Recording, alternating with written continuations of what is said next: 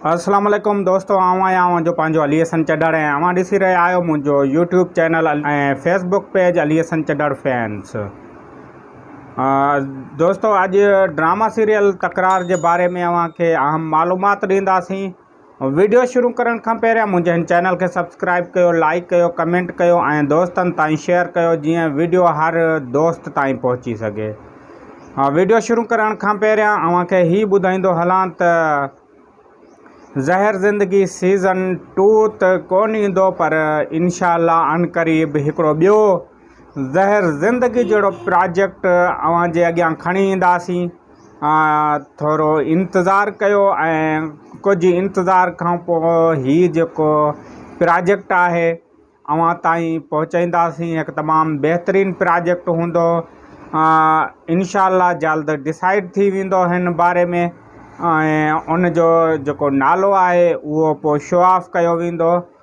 कुझु ॾींहंनि में ही अव्हांखे ॿुधाईंदासीं। उनखां पोइ अव्हांखे ही ॿुधाईंदो हलां त ड्रामो सीरियल ग़ुलाम हुसैन तमामु मक़बूल वञी रहियो आहे। शेर सिंध जे लक़ब ते हिकु जहिड़ो आहे, निसार शाह आहे, सिकंदर आहे, उनखां पोइ ग़ुलाम हुसैन आहे। ॿिया जेके आहिनि खोड़ अहिड़ा करैक्टर आहिनि, ज़बरदस्त करैक्टर आहिनि।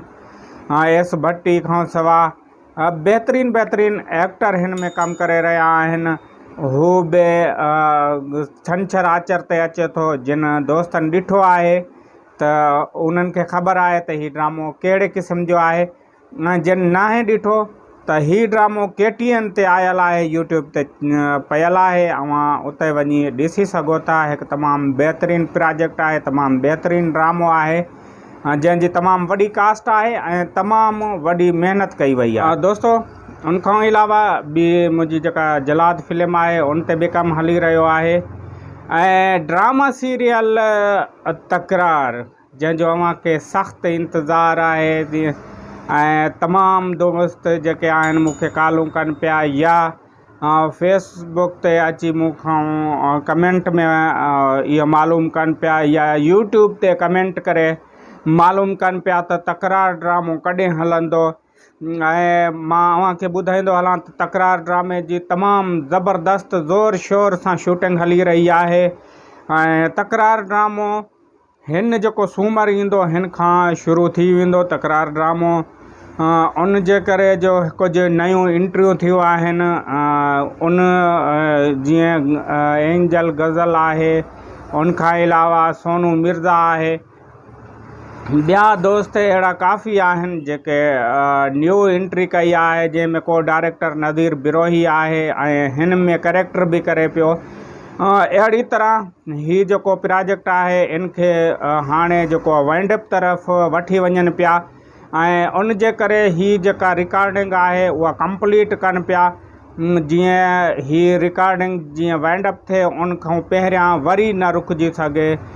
तमामु ज़ोर शोर सां मां अव्हांखे पहिरें ॿुधायो त 3 कैमराऊं लॻायूं वयूं आहिनि ऐं हीअ रिकॉर्डिंग तमामु ज़बरदस्त नमूने सां करे रहिया आहिनि, जंहिंमें को डायरेक्टर बि वधायो वियो आहे ऐं हिन ड्रामे ते जेको आहे ॾींहुं राति करे कमु कनि पिया।